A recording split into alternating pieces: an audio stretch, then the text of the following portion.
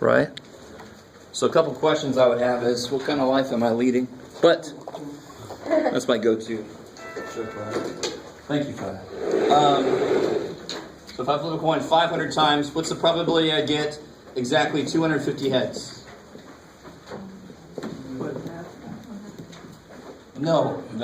You know how to calculate this probability. It's not half. You're not going to get that half the time. Would it be unusual to get 250 heads? No. No, it's what you expect, isn't it? It's the average. But would it be unusual to get 249 heads? No. 253 heads? No. It's not unusual. We could figure out what unusual will be if we figured out the mean and the standard deviation and went out. And we'll do that too real quick. But for right now, how do I do this probability? What kind of problem is this? What kind of distribution is this? Flip a coin 500 times. Yeah, it's binomial. Totally. It's the classic binomial. There's two freaking sides. It's built to be binomial. Flip a coin 500 times, let's probably get 250 heads. So what I have to identify, what's N? 500. That's crazy. What's P? 0.5. No way. And Q is 0.5. I like it. But the whole point here was realizing what kind of distribution this was. This is a binomial distribution. So now I can figure out what the form. We know the formula is n choose x, p to the x, e to the n minus x. So how would I do this? I'd do.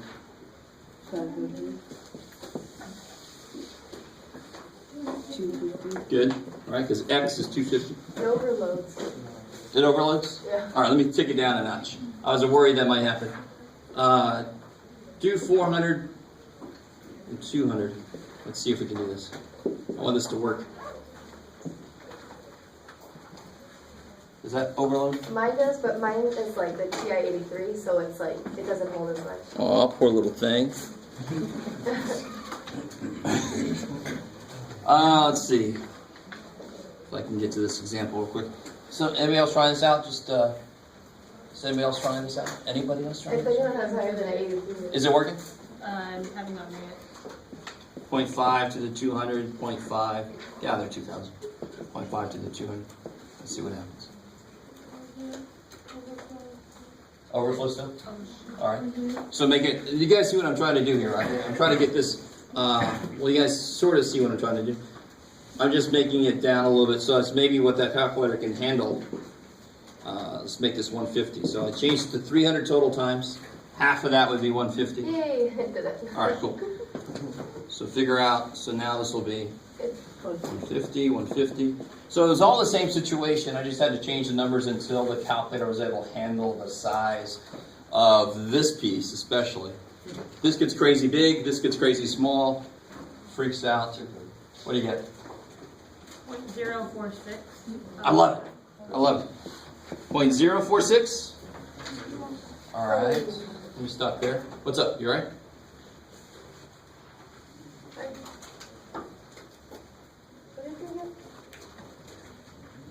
Anybody else trying it out?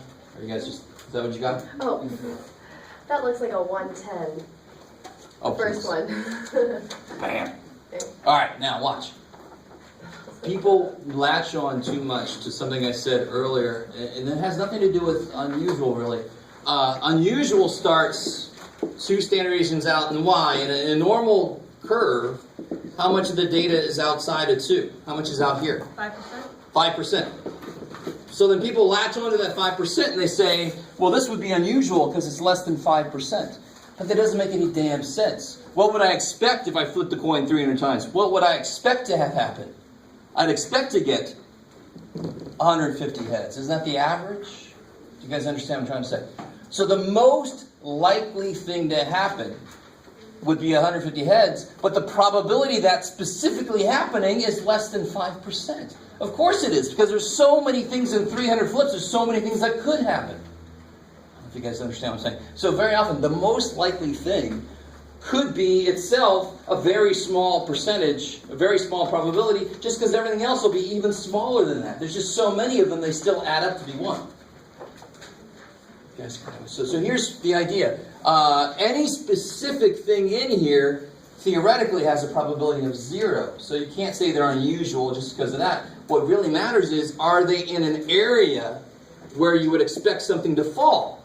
And that's why it's better saying if they fall further than 2 standard deviations away, that's an area I wouldn't expect it to fall, because it only would happen 5% of the time. So in that last problem, some of you guys figured out the probability of 17 or whatever the number was. But that's not good enough, because there I figured out probability and it's less than 5%, but that's not unusual. It's right in the freaking middle of the picture. So it's all about what area is it in. Is it in an area where I wouldn't expect it to be? Maybe you guys get what I'm saying. So to answer that last question, you have to do, let's try it here. What's the mean in this problem? How to figure out the mean?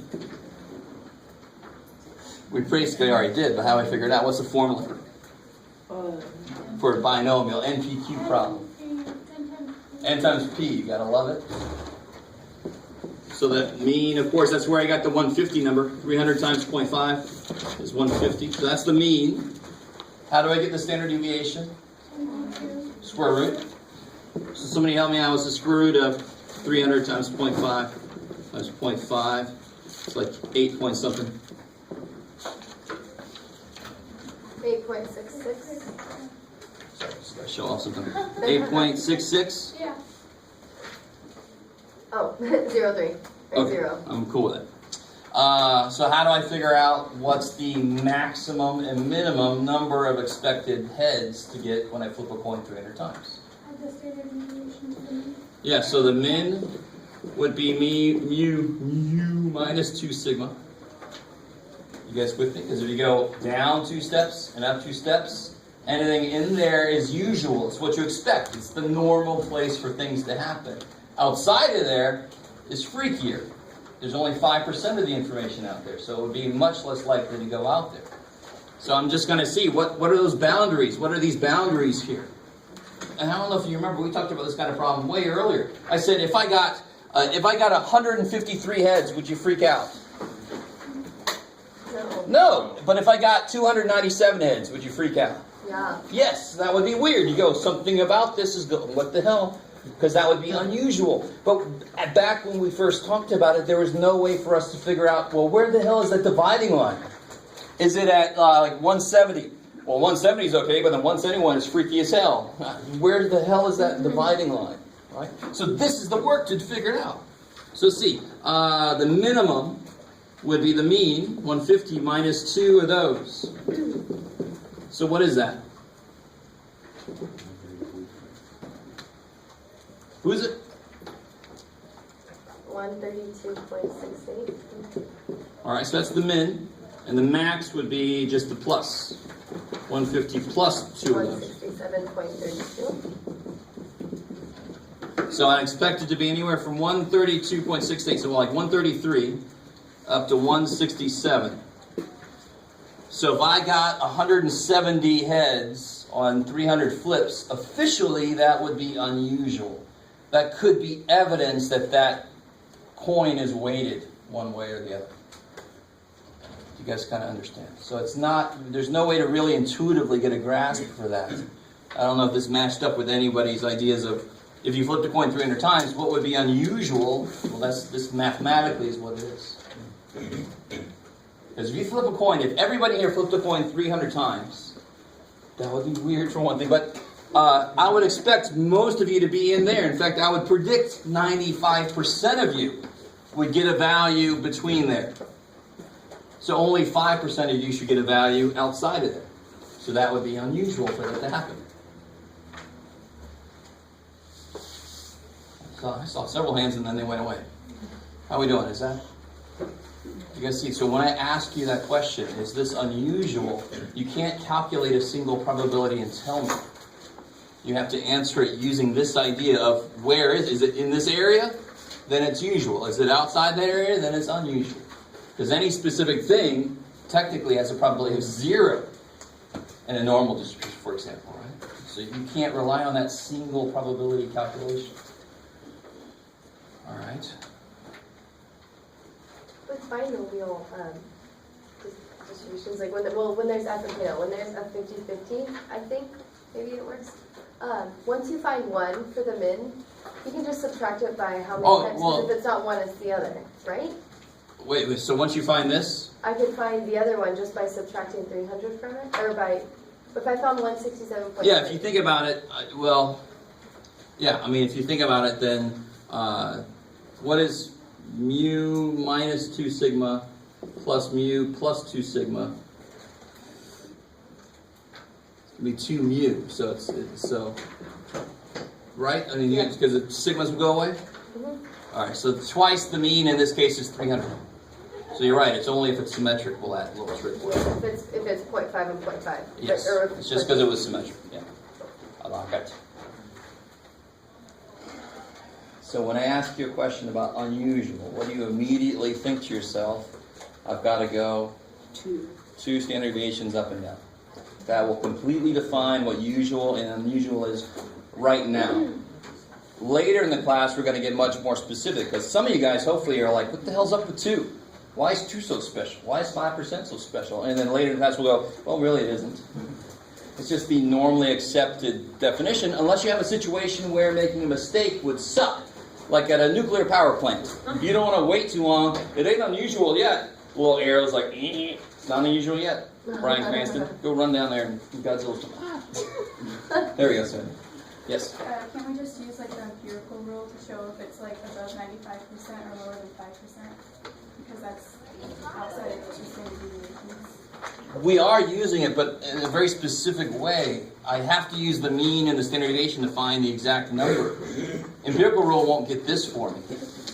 But we are using empirical rule. Why do we go up and down 2? Because that contains 95% of the data. That contains most of the data. If you're asking if it's unusual, can't you just show like which percentage it is within? Using like the NCX. No, that's the problem. Any specific probability will not tell you. Because look, if we did this, is that unusual? No, it's not. It's unlikely. It's a specific instance. This is unlikely because it's less than 5%. Is it unusual? No, because it's right in the middle of what's expected. So you can't use a specific instance of a probability, because the most likely thing in any given situation could be 1% chance, as long as everything else is less than 1%. But there's so many of them, they still add to be 100%. Wait, how? So what is that? It's the 0.046? Yes, so that would be, exactly? that is the, so here's what this looks like roughly. Of course, it's little rectangles, right? But there's 300 of them, so screw it. It looks roughly like that. Okay. You with me so far? Yeah. All right. So right in the middle is 150. So that's the height here is 0.146. That's the height of the bar at 150. 0.046, sorry. Oh, it's unlikely to Right? That's the height of that bar. It's the probability of that. It's the probability of the 150 bar is 0.046. So every other bar on either side of it is smaller than that. So everything that could possibly happen is a less than 5% chance of happening. But there's so many of them, they still add up to be 100%. Okay, so you're saying it's really unlikely that you would flip exactly 150 tails or heads? Exactly. It's very unlikely, Okay. but it's not unusual, right? Okay. So the idea of unlikely, I mean, if I got, like I said, I expect 150. So if you flipped a coin 80 times and you got exactly 40 tails, part of you would go, well, that's weird. You realize that's what you expect, but you didn't expect 40. You expect somewhere around 40. Like if you saw 37, you go, that's all right. Because you intuitively know that it's more likely to get something that isn't 40 than it is to get 40. But 40 is the highest probability thing. Right? Our brains don't work correctly. So it's very unlikely to get 150 exactly, but it's actually the most likely thing to happen. But what's the probability I get something other than 150? What's the probability I get something other than 150? You guys can do this. The complement of this, which is 95.4%. Hello, there's a 95.4% chance I get something that's not 150. So our brains know that in a way, but they don't really tell us the right way. They tell us it's probably not going to be 150. It's probably going to be something else. So when you pick a lottery ticket number, if you had to pick one, let's say you're picking like 4 numbers in a lottery, would you ever pick the numbers 1, 2, 3, 4? No. Because your brain says it's more than likely not going to be that. So then you pick, well, let me pick a random number, 3872. well, that's just as freaking likely as 1, 2, 3, 4. But your brain goes, sounds good. It ain't that. Because your brain knows this. It knows that it's more likely that it is something else. But this is adding everything else together. Any other specific thing is going to be less than this. So if you put your money that it's going to have 147 heads because you know it's not going to be 150, well, you're that's silly, because then it's even less of a chance for 147. It's going to be smaller than this. This has got to be the highest bar because it's in the middle of the freaking picture. It's the most likely thing. All right, maybe. The whole point there, and if you don't really understand what I'm talking about, when I say unusual, you know you go up and down 2 steps. To save yourself from yourself, don't calculate a probability, because calculating a single probability can't tell you if it's unusual or not. Otherwise, the most likely thing, you would have to officially say it would be unusual. And you run around the room, oh my God, we've got 150 heads out of 3, oh my God. All right? So, I envision Muppets running around. Oh my God. All right, maybe. I'm not saying these ideas are simple. They are certainly not, because they go against what our brains are hardwired to do. Our brains are hardwired by biology just to survive on the earth. How much probability do I need to know that? Not much. Just enough to keep me... it's more likely I'm not going to die going this way. I'll go this way. That's the most we have to know, right? There's more tigers over there. Let me go this way. Snake, shit. Because it's never 0% chance for us to do that for us. All right, what's the next thing? Let me stop talking. Where do you want to go from there? I've got the answer key for the practice. Anybody need a practice test? Copy of the practice test? This whole section.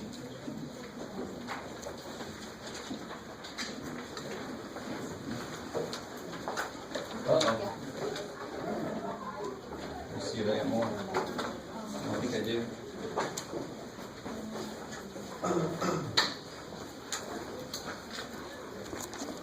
Nope. Sorry.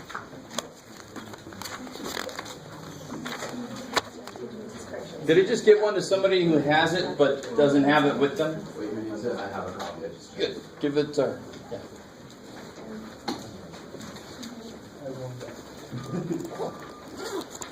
All right. Oh, if there's no questions, I actually have a handout. I want to do some more practice on that 7-1, the central limit theorem stuff. What do you guys think? Yes? I'll wait till ask me a question about 5G. Go over 5G. Oh, that's right. Give them all up.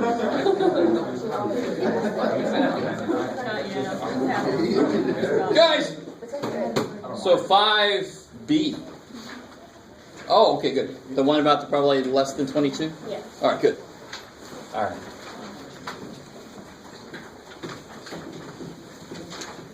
So help me out here. Let me build up to it. There's a reason I put that on here. Let's say I have a binomial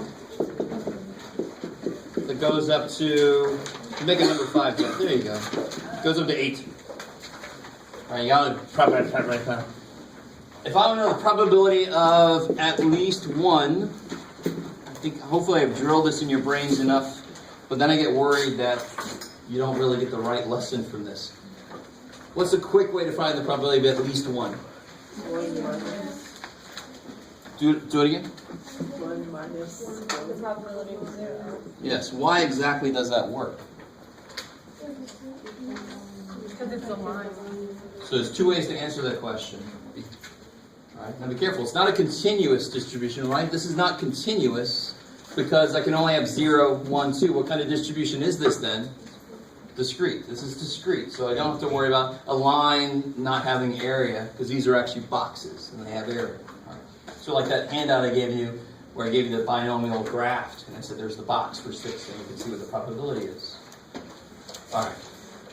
So whatever these are, let's say this is 0.02. Whatever these are, they have to add up to be 1. So one reason this is true is because the probability of 0 plus the probability of at least 1 has to be 1. So if I do probability of 0 plus the probability of at least 1 has to be 1. If I subtract this, I get that freaking equation, don't I? So That's one way to explain it, is just because they all add to 1. So of course, if I want to know one chunk, I could do 1 minus the other chunk. That is very basic number sense, right? I'm not trying to make you feel bad if it doesn't make sense. I just want you to realize it's nothing amazing. It's nothing you're thinking too much about. Nothing crazy. Another way to think about this is, these are opposite events. If I said at least one person in here likes Brussels sprouts, what's the opposite of that? Nobody likes Brussels sprouts, because that's the only thing I left out. So they're opposites, and how do opposite probabilities relate? One is 1 minus the other one. So what's this have to do with the question at hand? Whoever asked the question. Somebody did. Oh, yeah, come on. So in this problem, it's 0 through 24, right? 24, right? N is 24. And the question is, what's the probability x is less than 22? So if I wanted to do this directly, I have to do 20, not 10, 8, 10, 7, 10, 6, 10. I'm tired just talking about it, and then I have to do it. So this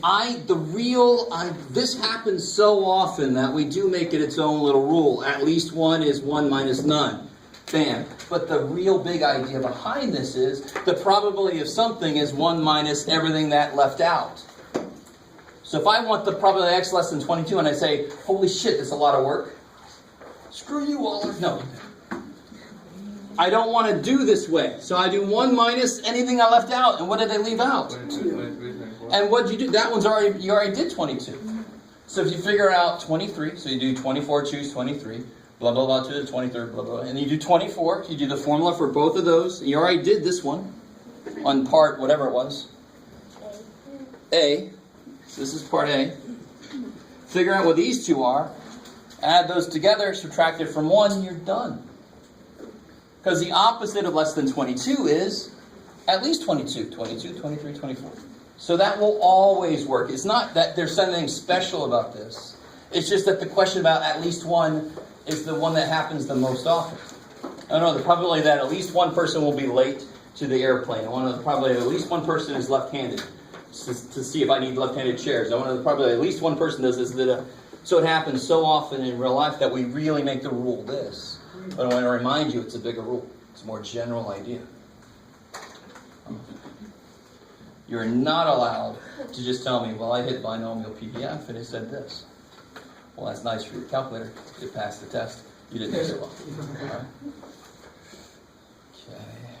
Think of me what you will. I don't give a shit. My manual teacher used to let me. Well, guess what? You ain't with that person anymore. Yeah. 16, the most probable number corresponds to the present. Oh, yeah. So another way to say the most probable number is the number that you would... What? The number that, if it's the most likely thing, I would what it to happen? I would expect it to happen. So expected value is another name for the mean. So that's the answer. But the mean is like a decimal? No, the mean should be this. N on that problem was 20, right? Number 6. And P is 0.25, right? Yeah, so it should come out to nice. Otherwise, I agree with you. If it was a decimal, that's sort of, you would just round it to the nearest one. But you didn't want to make that weirdness come into it.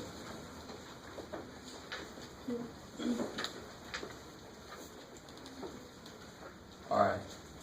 So let's any other questions about stuff specific? Yeah. I know you said it multiple times already, but why is the mean the most probable number again? I'm sorry. So it's the value that I expect to have happen. In fact, in a more general sense, the most likely thing really is, the most likely thing that occur at any given time really is the mode. Right? This is. And that might not equal the mean. So expected value really means over the long run, if I do it many, many times, what do I expect the average to be over all those times? So it's the most likely average across many times. Oh. Yeah, so that's really the idea of that. So in a specific instance, it's whatever the mode is, really. But the expected value in this case would be the most likely thing if I did it many times. I like it. Maybe. In this instance, it happens to work for either way. So there's two things I want to do. Let's do the formula sheet, and then we'll do this little handout. So a little review of Z-score chart stuff and the stuff we just learned last time, changing the standard deviation. Right? Let's do the formula sheet real quick. Please, nobody make me take points off for your formula sheet. Don't do that to me. I don't like to do that.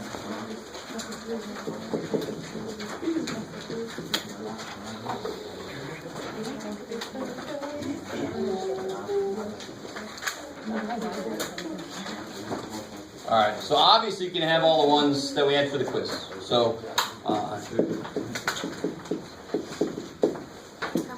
Is chapter 3 gonna be all the tests? No, What's right? Chapter no, 3 had its own thing. 4, 5, 6, 7. Yes, just those. Right? Just those. And just to remind you guys, parts of 5 and 6 and 7 were actually one chapter in the old book, so it sounds like a lot, but it's really not. They're like my section. And we're only doing part of 7 anyway, so it's even less.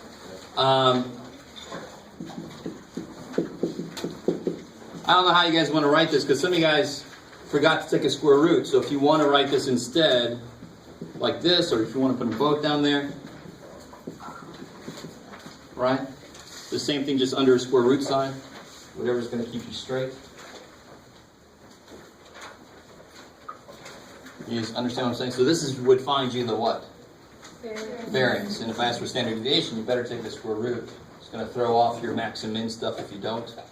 Right? So whichever way is going to make you remember. That just looks cleaner to me. I got this stuff here. Of course, that one doesn't matter. It's such a beautiful little tiny formula. Yes. Why can't they all be that way? Too bad for this. So that's the section with probability distributions, and then we talked about binomial. Cool, I like it. And then we went straight into continuous. Now, I'll tell you this. I'll tell you what I already told somebody in my office. I assigned you several uniform probability problems in the homework. I might ask you one simple one, but I'm not going to ask you to find the mean, the standard deviation. Remember they had the weird formulas? And I love the way that everybody asked me where did the 12 come from. Do you remember this? And I showed you the actual, I didn't go into it. I just wanted to show you there is a proof that you just do the work and the 12 just comes out of the proof. But I'm trying to tell you, just don't worry about it. Because it involved things that are beyond our math level. Right? So don't worry about the uniform distribution formulas. You guys with me? I will ask you very likely a probability question. Right? And we'll do one like it if you want to here in a minute. Yeah. All right. So what I really need then is these guys. I need the Z-score formula. I can have this formula too. Remember, this is that guy just turned around. Yes, ma'am? Can you say again what a z-score is? Because the definition in the book kind of confused me more than... Oh, what do they actually say in the book? I'm curious. What's it say? 357.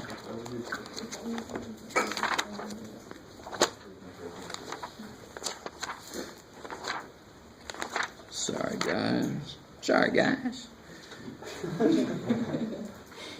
Oh my God, that's horrible. All right, screw this. If they talk about scaling and shit. What is Z-score fundamentally? They're not wrong. They're actually, well, they're sort of wrong. Because they're talking about what the Z-score does to the distribution. That's not what the Z-score is. And we know what it is. What is it? What's the Z-score tell you? Z-scores... Yeah, it tells you how far the data point is from the mean in standard deviations. If you forget to say, the better way to say it is the number of standard deviations from the mean to the data point. That's what a z-score tells you. So it's a way to measure distance in statistics. All right, so number of standards from the mean to the data point. Yeah. Lock it. I had 2 points, I forgot both. So remember I told you the standard deviation is sort of like the tick marks on the ruler. So the standard deviation is 20, or standard deviation is 0.1. It's the difference between using feet versus centimeters to measure things. And then when I lay the ruler down and read it, that's the z-score. So the z-score, the standard deviation tells me how many tick marks there are on my ruler. And then when I lay it down to see how far apart two things are, that's the z-score. So z-score is the number of standard deviations from the mean to the data point. Is that cool? And of course, can it be negative? Can the z-score be negative? No, because it's representing distance. Yes, it can, because the negative means what? It just means it's below the mean. So I like what you're saying. Distance can't be negative. But just like in physics very often, we can have negative stuff. That just means it's that way instead of that way. I mean, does that make sense? So if it's negative z-score, you're below the mean. Because the mean is The middle. 0. So if I can't go negative, that means this entire part of the thing is just, I can't even do anything with it. So I must be able to go negative. I like it. You can see that in the formula, if your data point is less than the mean, that's going to be negative on the top. Maybe. All right, I had another point, I totally forgot. How are we doing so far? If you have any more suggestions for formulas as we're doing this, you got to let me know. So this is the basic stuff for z-scores. Then you want to get into the stuff we just did. The new standard deviation is the old one divided by square root of n. Don't put any little notes to yourself next to that. Do not do that. Don't turn into me a formula sheet with stuff crossed out or erased or stuff torn off, because I don't know when that happened. I'm going to assume the worst and take off the most points. Nice clean formula sheet, just the formulas. Is it torn? Yeah. Okay, well. So that's no good. So we do it. Do a nice, clean, untorn, unmarked up sheet of paper. It's just so I don't have to assume any bad stuff. Right? And I know it sucks. I know you're like, I'm not going to do something, Jeff, but the person sitting next to you might. And they have. They have in the past. So I have to be like that for everybody. It really, really sucks. If people didn't cheat, my job would be so much easier. All right, let me think. Anything else that I've left out? Are we allowed to have Q equals 1 minus 2? No. That's something you just got to know. Oh, I left out the binomial probability. Yeah, when it says show that this is a valid probability distribution, we just add them all up and then just say that they equal 1 or are really close to 1. Is that what you mean? Yeah, either they're equal 1 or they're like 0.999. They're So approximately you want 1. to say it or And what else? There's two things. yeah, between 0 and Yeah, 1? just say those two things. That's all. Okay, Yeah. And, actually check it just in case I'm being a dork. of course.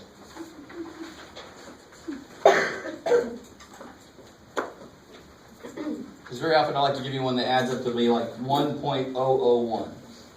Just so if you say they add up to 1, I'm like, no, they don't. You didn't do it. Come on. Say they added 1.01, which is close enough to 1.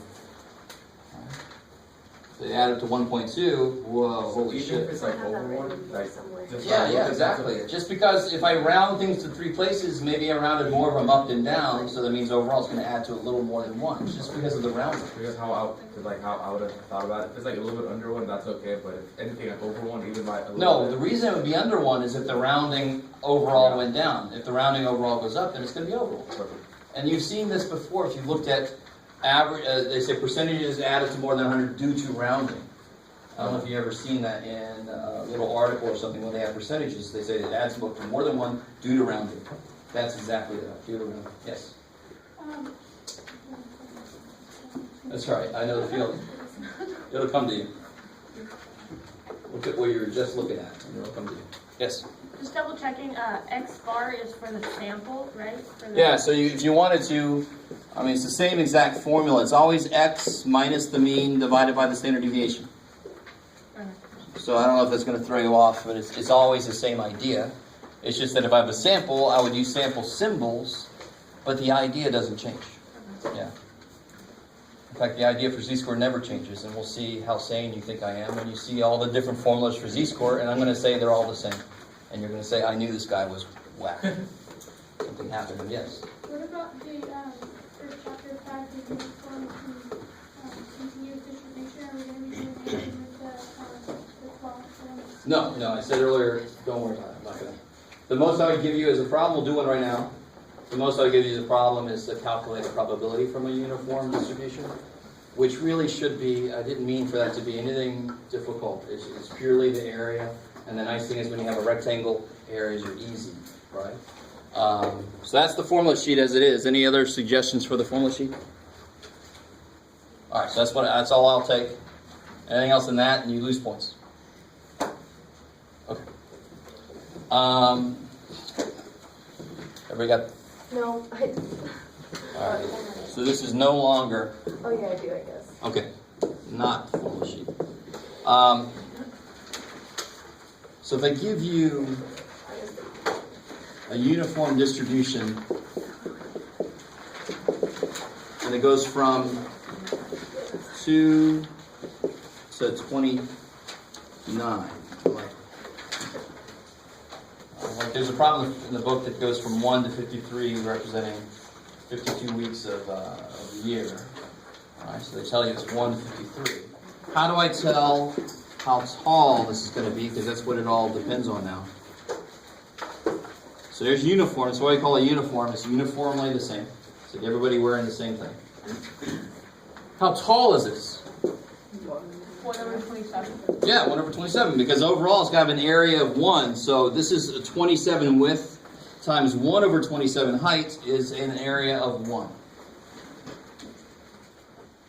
So when we use the z-squared chart, we are actually finding areas that relate to the question I've got. They're just ugly to calculate. Their calculus is required for it, and not everybody in here has a calculus. So we just use, somebody else did it for us on a chart. We're like, thank you, person. It was actually, they just put it in the computer, let the computer do it.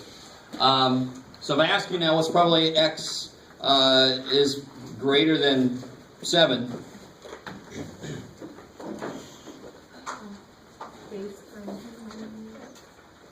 Yeah, they have formulas for it, but formulas are kind of silly here because it's just how wide is it?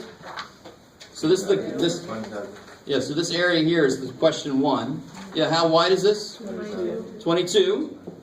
So the width is 22, and what's the height? 1 over 27. So the probability would be 22 out of 27, which is whatever the heck that is.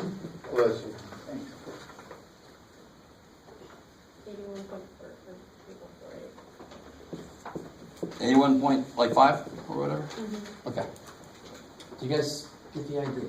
I mean, it's just finding the area. So if I really wanted to, which I won't, I could give you triangles, I could give you stuff where calculating areas are easy. So if I did give you, I'm not going to do it. If I did give you a triangle, I said probably from here to here, you would just say, well, how 1/2 the base times the height.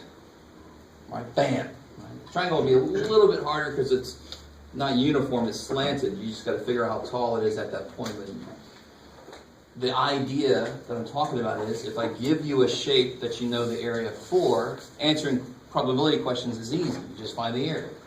Normal curves are curved. Holy shit. So we need calculus. There's no formula for the area of this from geometry. There just isn't. Right? So calculus is really good at finding areas of any shape, underneath any shape. That's one thing calculus does really well. Okay. What about this? The book asks you questions like this, which is kind of silly. What's probably x? Well, actually, they ask you really dumb questions like this. What's probably x is equal to 31? That's obviously 0 because it only goes up to 29. But why is this not as obvious? But what's probably x equals 5? Why 0? It's a line. It's got no width. The width is 0. So what's the area going to be? And the area is what the probability is. Yes, ma'am. So in the book, like, say as for this problem, they would have questions like, what's the probability that it's between like 1 and 29? Like, it would go like below. Oh, sure. So what's the probability from 1 to 29? What would that be? 100. Yeah, 100%. 1 or 100%. So if it like wasn't 29, maybe it was like 26 or something random. Like, how would that change how we did it? So, all right. Let me give you, here's a nice, weird question. Still using that same distribution. What's the probability it's between 28 and 41,000?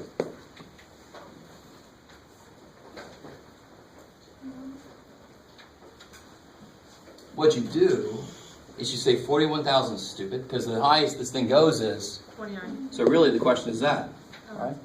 It's sort of like me saying, if you picked, let's see, what can I say?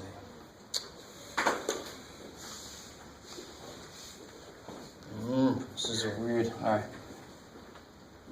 God, it's hard to come up with a nice physical example of I this. have an example. Yes. Like you can't fill a cup higher than its capacity, kind of. So that's kind of like what that's Okay, all right, sort of. I'm with you on that. So what's the probability? Well, it's still not quite perfect, but if somebody had that, and I'm like, what's probably that I'm going to fill that jug up, that cup up, if I pour the whole thing in, well, it's 100%, but even if it falls over, right? So this is from 1 to 29. Well, there's stuff here that doesn't even exist, so really it's asking 2 to 29. This can't even happen, so that's not even part of the question. If I said, what's the probability that it's... So this would be 1 out of 27. Why? Because how wide is 28 to 29? 1. 1 times 127 is 127. The 41,000 doesn't come into play. So if I said, what's the probability that somebody is more than 60 years old? Well, how far does that go? To infinity. Is how many infinitely old people are there? People, just in case you have your favorite deity. People, not gods. Right? Don't say my God. Spaghettiness. Alright, I'm giving too much oil on myself. Do you guys understand? So even if it goes beyond what's possible, you just think about from this to what's possible, right? From 60 to the oldest possible age, and then I can calculate the probability, right? So from 28 to 41,000, I go from 28 to the highest possible thing, and I calculate that probability. Because the rest of it doesn't add anything to it. I like it. Maybe. So if I said, but if I said, what's probably that x is less than 2? 0. 0 chance. I like it.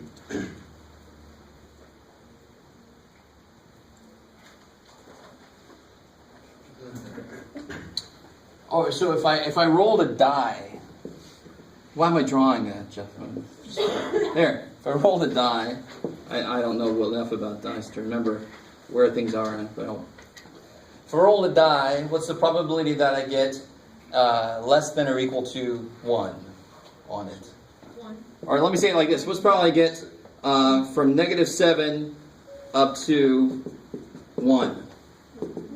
1 is So 100%? 1 out of 6. Did this come into play at all? No. Of course not. But see, it didn't affect the answer. You just go, oh, you mean 1. Because the lowest it could be is 1. Do you see what I'm saying? Yeah. So the same thing happens here. 40, oh, you mean 29. Weird person. Because the highest it could be is 29. The rest of it doesn't add any. It's all 0 after that. So it adds 0 up to 41,000. It doesn't come into play. All right, enough of that. So let's do this.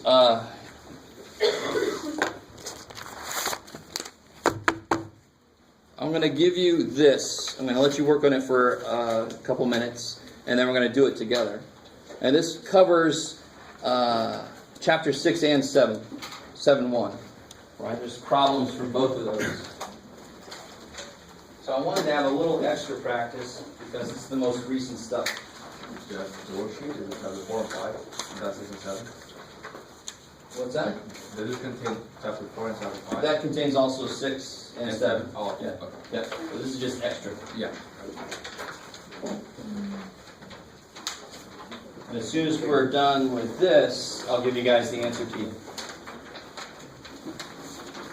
So that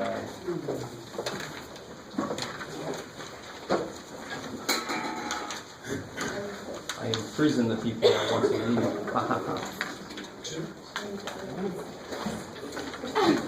I did the same thing. Sorry. So I want them all.